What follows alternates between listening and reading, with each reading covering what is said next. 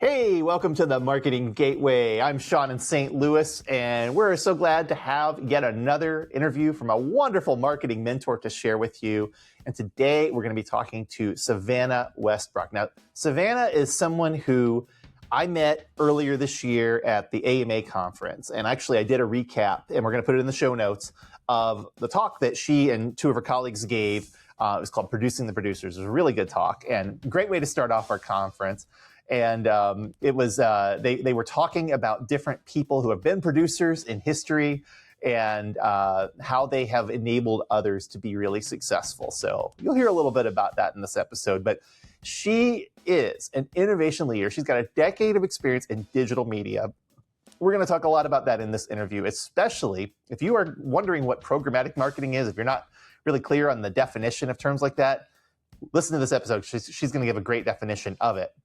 But we're also going to talk about what AdTech companies are doing. We're going to talk about retail media networks. We're going to talk about things that enable us to look at these tools that like large language model AI is providing and things like that in a new light. And she is now at Inuvo in their IntentKey AI solution.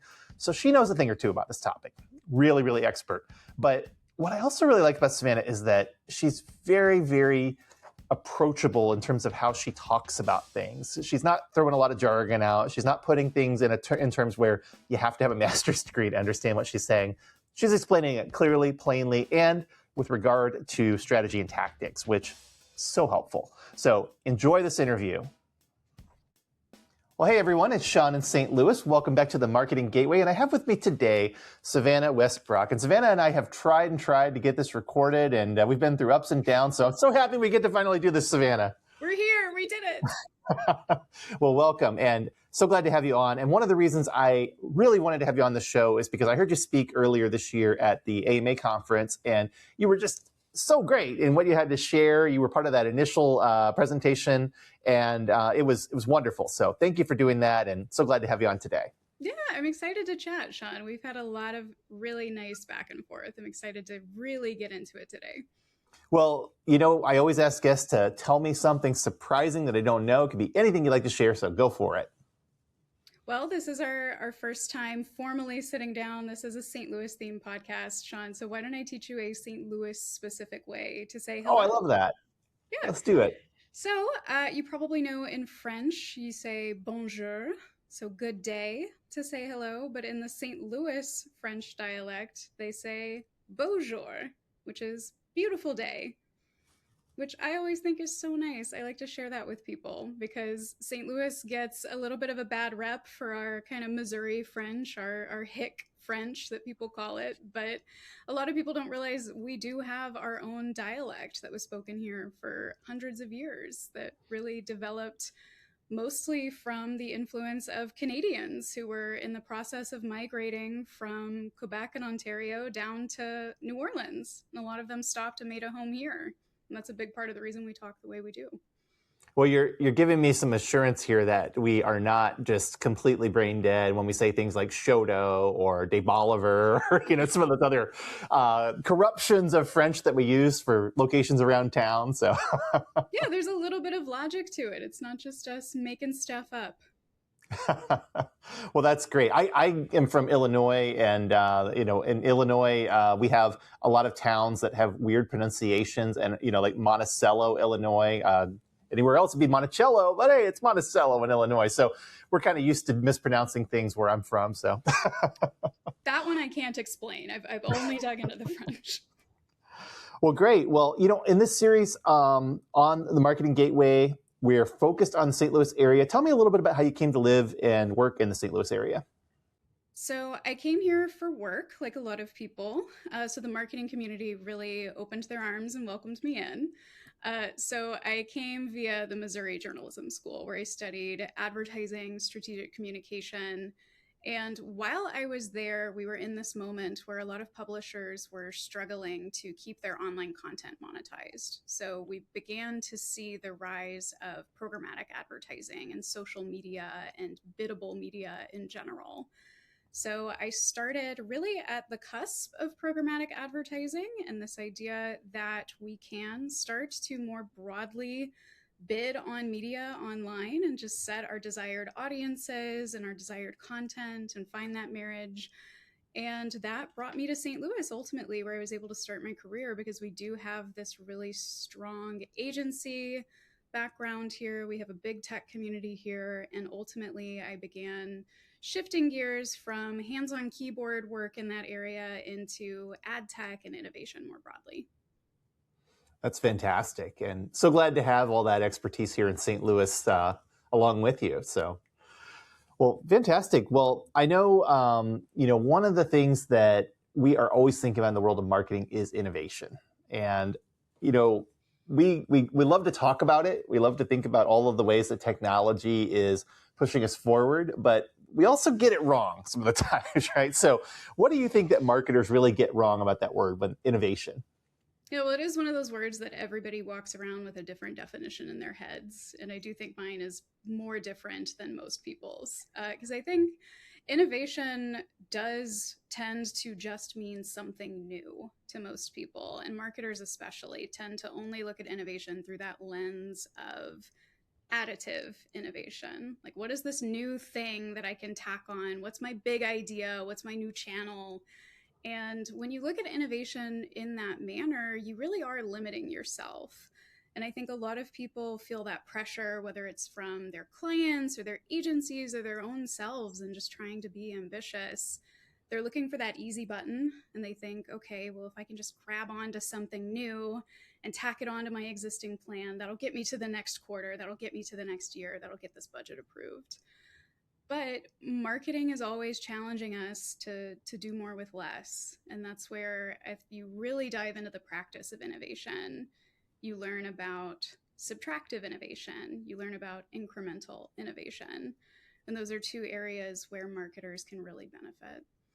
So subtractive innovation really does challenge you to say, okay, what can I remove to see a better output? So where can I just clarify my focus? Where am I maybe dividing my resources and spreading myself out too thin? So I feel like we see that all the time in things like our budgets. Like, am I in too many channels? Did I produce so much creative that no singular piece is getting to shine? And product people, I think, do see this quite a bit as well, with like, okay, we're being pressured to build feature after feature after feature, and nothing is as good as it would be if we really got to focus on the one thing that we were truly passionate about and really confident would see the best result. And then incremental innovation is my favorite, but it is the most difficult, because I think that's the work that challenges you the most. It really asks you, like, where am I getting in my own way? Like, where are my processes, or lack thereof more often, prohibiting me from truly doing my best work? Like, where do we need to kind of go back to the drawing board and have those difficult conversations about what is going wrong? Like, what is blocking us from making true progress? It's so interesting. I love the way you have kind of distilled that down into some different types of innovation. So I do a lot of consumer research, and years ago we were testing some creative concepts, and the word innovation was in there, and people really liked it. They really responded to it, and we just on a whim started asking them, well, what does that word mean to you? And it was so bizarre. They could not define it. They could not explain it. They just knew they liked it. And so I think being able to put it into boxes and to kind of say, well, these are some different ways in which it can be innovative is so much easier than trying to define it itself. I see it with the word innovation. I see it with the word strategy. I feel like you and I have talked about that before. Like, there is a difference between strategy and just a list of tactics that you're taking. You also see it with other abstract concepts, right? Like leadership, AI. Like, what do these words actually mean? If you pause and break down that vocab and how you're defining it, usually if you get everybody on the same page, it's a lot easier to make more of that plan, and you can go forward from there. Even the word brand means so many different things to different people. And I always say it's like a cloud. Like, you can see it from far away and know what it is, but you get up in it and you have no idea what's going on. Well, you mentioned programmatic marketing earlier. And of course, I know what that is, but I'm going to guess there are people in our audience that don't, because we have all kinds of listeners that do all kinds of different marketing. So Why don't you give us a quick rundown? What is programmatic marketing? Well, speaking of words that mean a lot of different things to a lot of different people, you will really commonly hear programmatic used interchangeably with display banners, because that was the bread and butter for a long time. But programmatic is really referring to any type of digital media that's bought in an auction that is not the social media, these search campaigns, those sort of walled gardens. It's everything on the open web. So your CTV belongs in here, your digital audio belongs in here. It's really everything else on that open internet is bought programmatically. Okay. And I know one of the big topics of discussion right now in programmatic marketing is how the AI landscape is changing things. So tell me a little bit about that, because I know that's an area where you have a lot of expertise. Yeah, well, we're really having two conversations at once because you're seeing how the past few years of generative AI, especially, has really affected the rest of biddable media. So, your social media and those paid campaigns and your search, everything that Meta and Google is doing, everything that retail media networks and other walled gardens are doing has really been affected by AI. So there was a big question of, okay, well, what does programmatic do? Like, what about the rest of the internet? Where do we go from here? And I think a big response a lot of people have had is in our measurement strategies. So for a long time, programmatic was really dependent on just audience data. And you sort of sold programmatic as, well, we're the ones who are going to find your audience across the open web, wherever they are. Like, it doesn't matter what they're looking at on the internet, we're going to define that audience using really tight data strategies. And we're going to find them, and we're the ones who are going to drive those clicks and those conversions. And I do think that that formula has switched a little bit because the quality of the data that something like Amazon can give, it's a little bit fresher, it's a little bit cleaner. So programmatic really now is functioning more as an awareness driver. Like, we're the ones who can find those net new audiences because retail media networks are fantastic. Like, search and social is definitely not going anywhere, but they do have really finite audiences. So it's a pretty common story you'll see in digital media environments where you'll run a campaign for 3 months or 6 months, and you'll start to see your results plateau because you've been hitting that same audience over and over again. So you can refresh your creative, but really it's not going to change the fact that you're not finding new audiences, you're not finding new people. The only way you can really do that is through your programmatic strategy and making sure it's complementary to the rest of your marketing efforts. So that's one conversation. Yeah. I want to ask you about retail media networks for a moment. I've talked about them before on the show, but for those that aren't familiar with the topic, by the way, retail media networks are owned by retailers. So like Amazon owns one, Lowe's owns one, I think Home Depot has one, Target has one, Kroger has a huge one. Everyone. And they're all basically selling access to their customers, both digitally and sometimes physically as well, through different physical ways of interacting with them. So this is something that has been kind of on the rise the last few years. How is that impacting your strategy as you're thinking about those? Because they do have a lot of control over what you're able to put through those networks, right? But how is it helping you in terms of thinking about reaching out to consumers? Well, I do think the quality not only of that data and that inventory is really relevant. It's something we have to put in front of our clients to say, if you're looking for something that is really fresh, if you're comparing it to something like a traditional digital media strategy, oftentimes those in-market audiences or those sort of probabilistic data sets that we would have bought, 8 years ago, 10 years ago, those were based on data, maybe past purchases or just search behavior online. Those people could have been sitting in that pool for 60 days, 90 days. They may have made that purchase and been long gone. So depending on your category, if it's pet food, okay, yeah, they probably are going to be relevant and you do need to reach them every 30 days or so. But if it's Home Depot in your example, I don't know how often someone's renovating like a deck or building a new bathroom. So it is really category specific, and it does unlock a whole new strategic lens. But It does also have that cap again. Like, you really have to be cognizant of what role those retail media networks are playing in your bigger strategy, because if they are just going to be giving you access to their audiences or their inventory, you have to be mindful of that bigger picture strategy, because their audiences decay as well. Thanks. That's really helpful because, when you hear about these things from the outside, which is where I am, everybody's talking about how this is the next big thing or that's the next big thing. And retail media networks are getting a lot of hype around them, but I'm still seeing a lot of digital marketers still kind of hands off on them yet in terms of maybe not using them for everything, but just certain strategies. So I think that what you're saying there's a tactical approach to it is really helpful to understand. Well, and one thing that may be more tangible and familiar to people who have bought paid social or who are familiar with the sort of Google landscape, this idea of on-site and off-site buying. Mm-hmm. So retail media networks, oftentimes if you're buying something like Instacart, because you're working with a grocery brand, you want to be on Instacart. But they have scale issues just like anyone else. So they have to also complement what they're selling you with off-site inventory, which is the equivalent of the rest of the internet, right? It's just like Meta's audience network or Google just saying, yeah, go ahead and turn on that extended inventory for YouTube. Like, it's not on YouTube, but it's YouTube hosted. So it's technically the same thing. It's okay.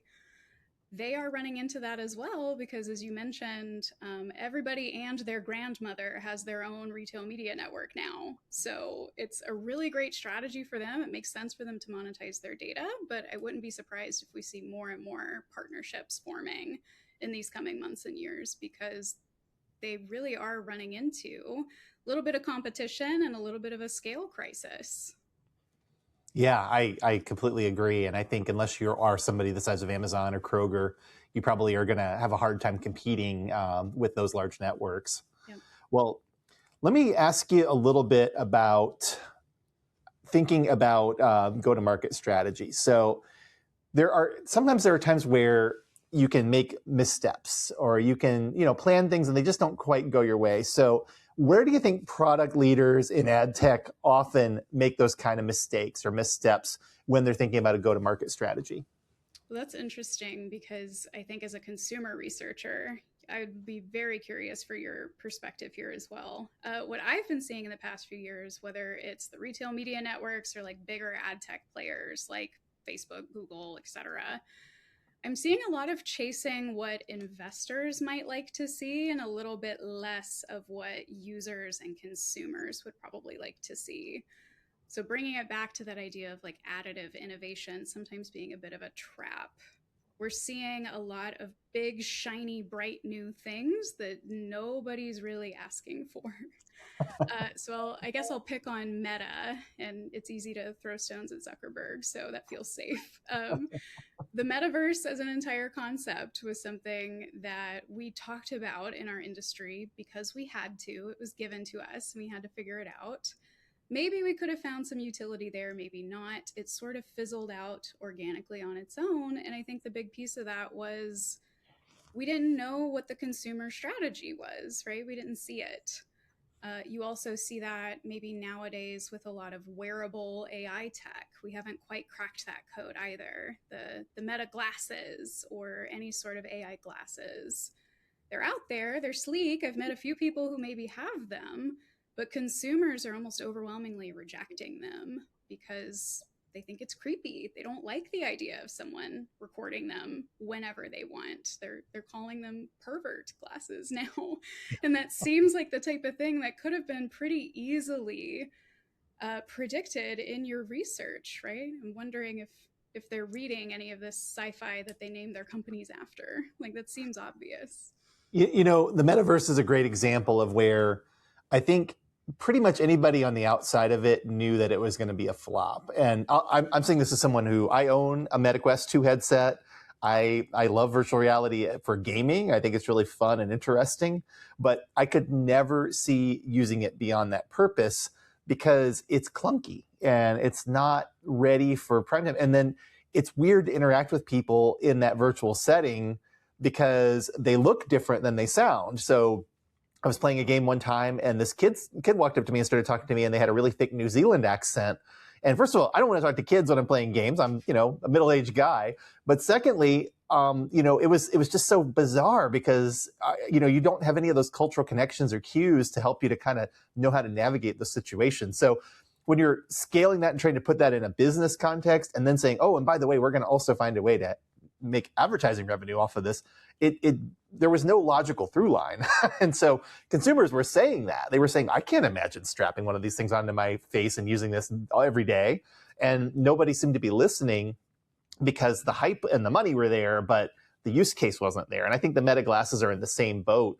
Aside from some really narrow use cases, I can't imagine why most people would want to have those on their face because they're so intrusive. And, even the Meta headsets, like they make a map of your house when you're using them, whether you realize it or not. So that's why I always keep mine in one room, that I don't mind it mapping. But the glasses are even more intrusive. And as we've seen in reporting, they pick up things that most people wouldn't want picked up by Meta glasses. So I think that's the problem, is that the tech, they're not only not listening to the consumers, but they're not even considering that the consumers have a valid point of view, because their idea is like, if we put this in front of you, you'll see the use case for it once it's in front of you. And that's not usually the way it works. Well, and I love that example of, hey, I actually do use this for gaming, because that was the one area where it was crystal clear. There is a solid strategy here. But instead, bringing it back to their actual go-to-market strategy, what they put in front of the community was a business strategy, because they're so financially prohibitive for a lot of people that it only made sense to do wholesale. But what their actual ad campaign featured was someone checking into a hotel and joining a Teams call with this thing strapped to their face. It's like, I can't imagine anyone's going to want to do that.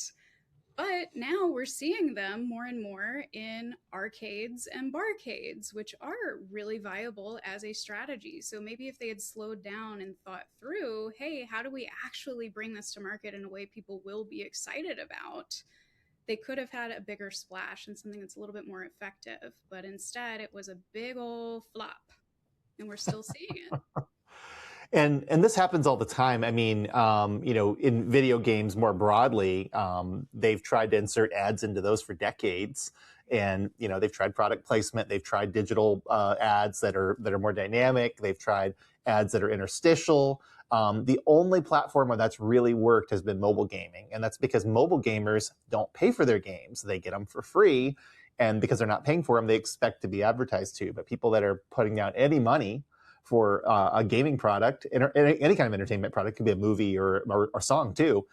If they're not getting it for free or for a subscription price, then they expect that there's going to be no advertising in it. And so when they try to insert those things in there as a second revenue stream, it offends the gamers, and it offends them to a point where they will stop using those products.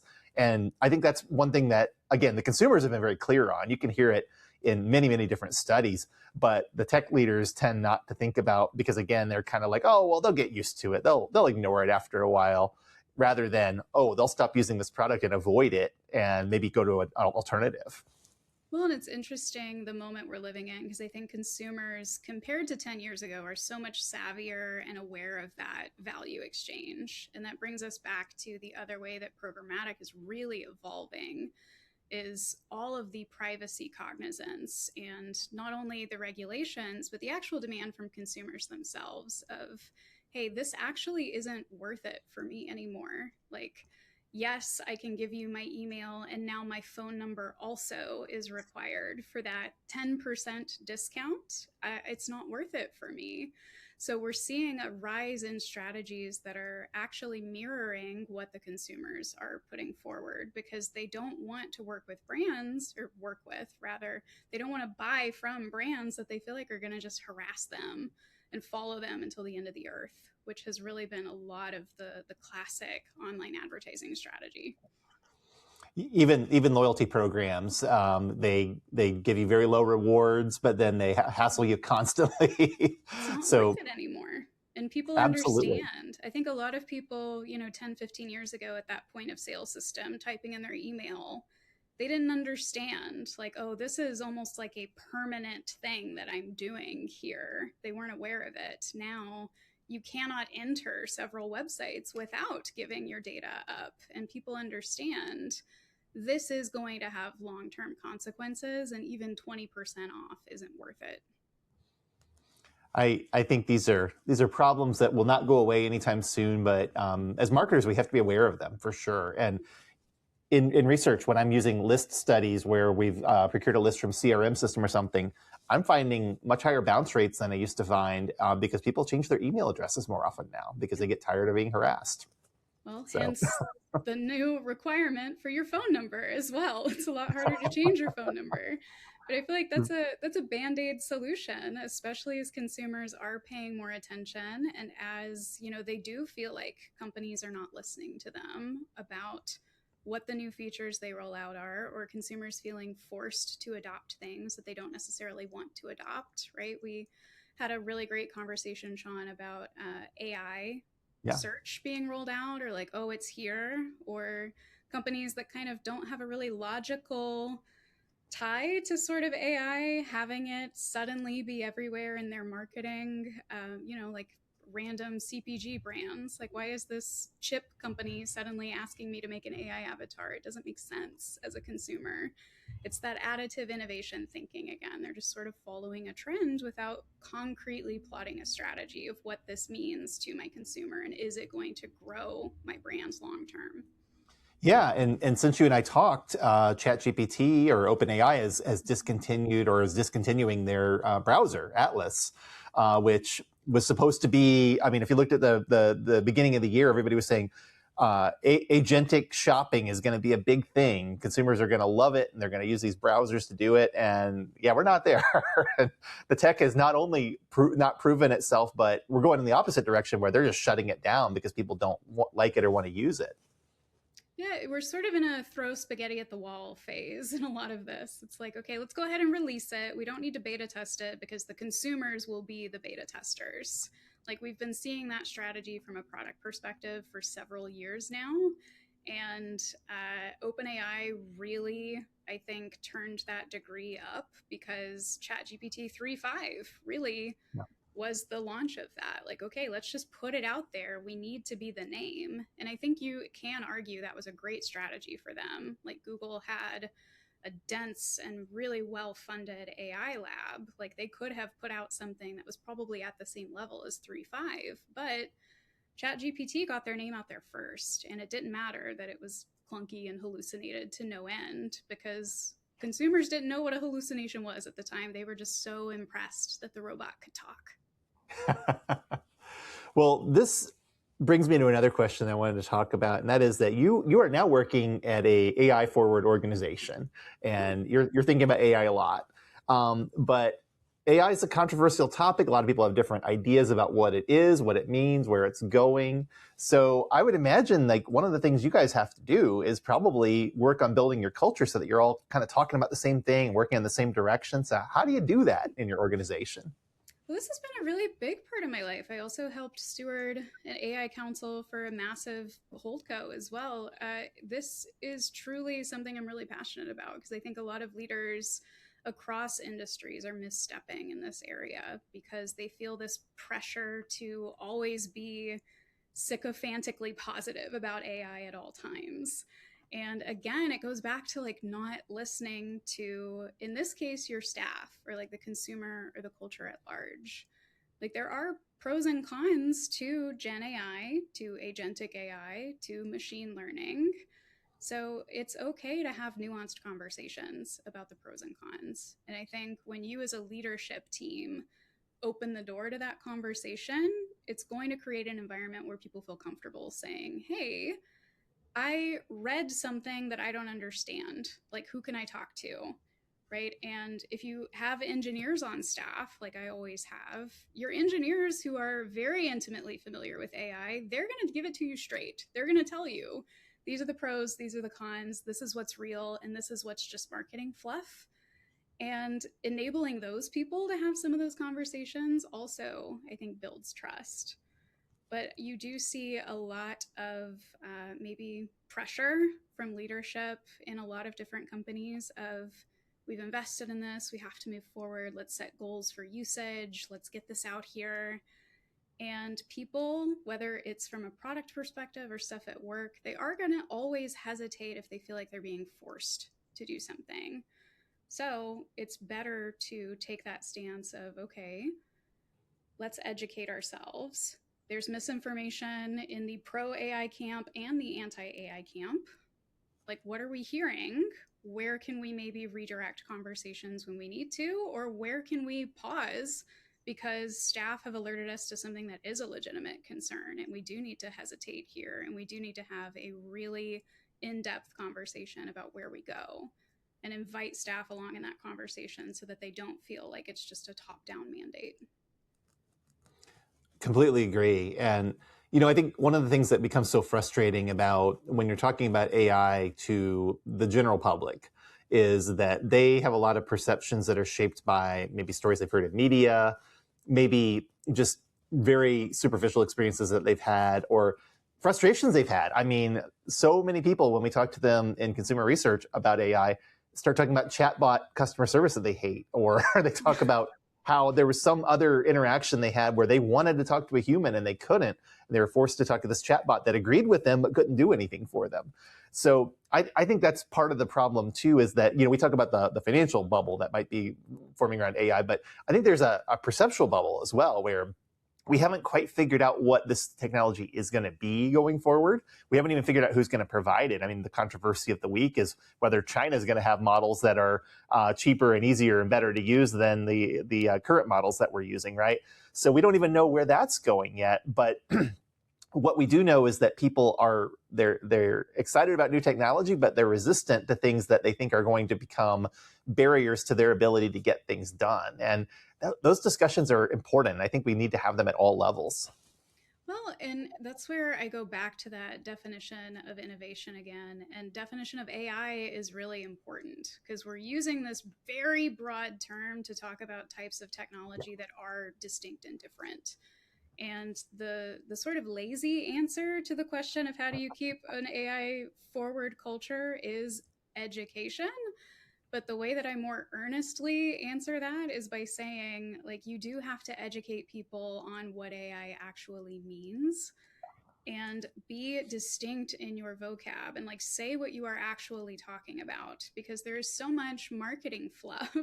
Like, I love our industry, but we have really fluffed up AI in a lot of different ways. Like, sometimes we're talking about pretty basic software development that if we didn't want to call it AI, if we weren't incentivized to, we probably wouldn't. It would just be a new feature. Other times we're talking about actually complicated, like autonomous agents doing things. That's a very different conversation than just, something that we're calling AI because it's flashier if we do. And a lot of those things are getting conflated in the public knowledge, especially. Yeah, I'm going to paraphrase this because I can't remember the exact wording, but there's a famous quote from the early 2000s about how everything is AI when it starts, and then once we get used to it, we call it something else, like algorithm. Totally. So it really is, every advance feels like it is computers getting a lot closer to being human, but with LLMs, we'll probably have a better name for them a few years down the road to define what they're doing, because we won't think of that as being nearly as intelligent as whatever comes after it.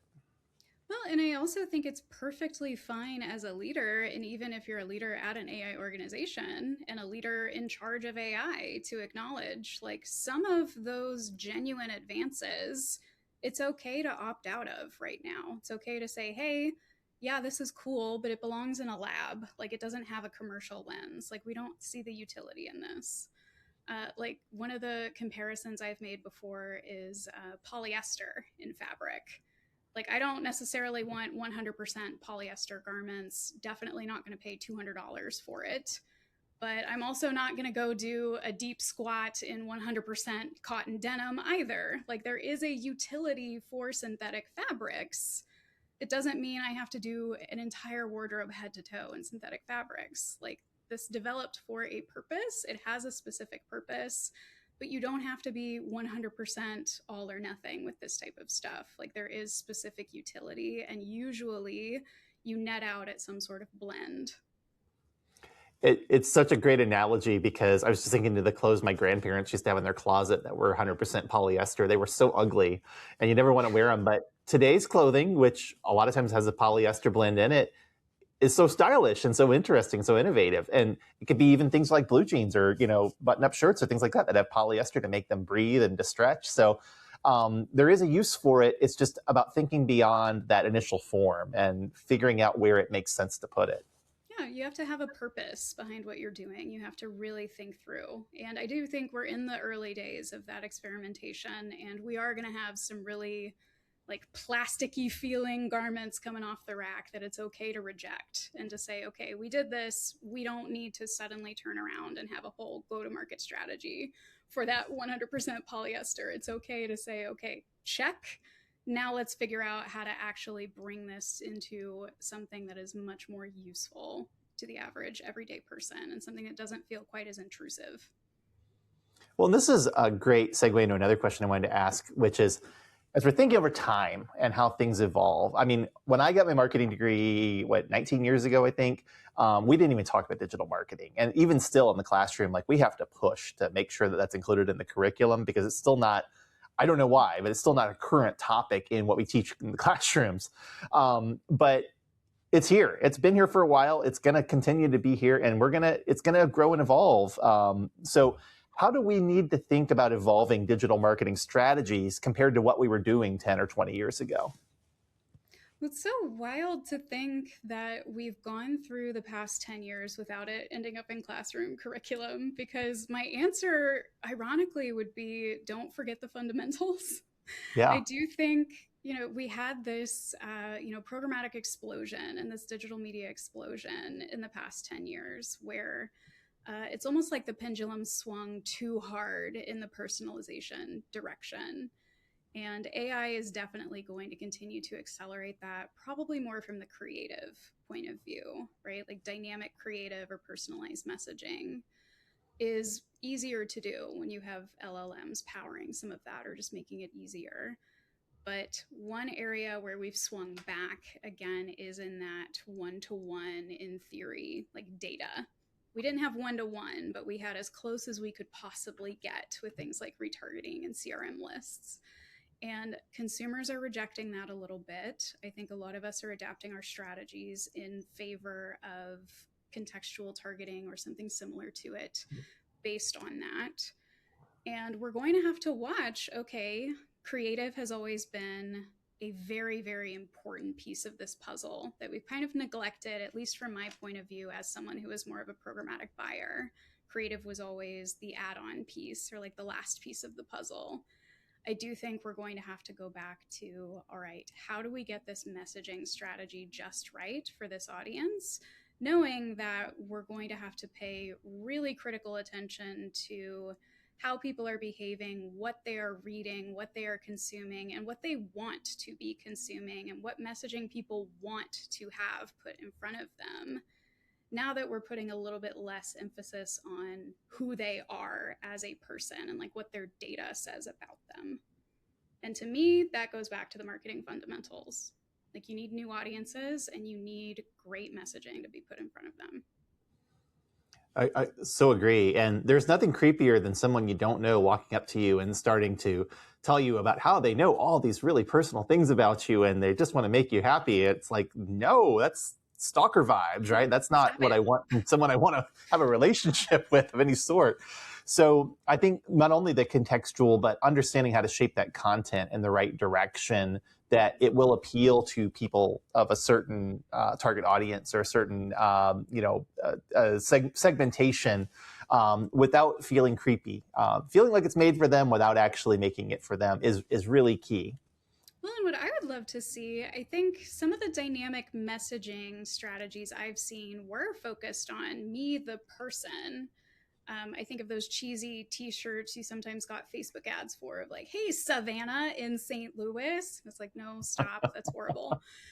But what you could do is, infer from the content people are reading in real time and say, hey, you're interested in X, let me show you Y.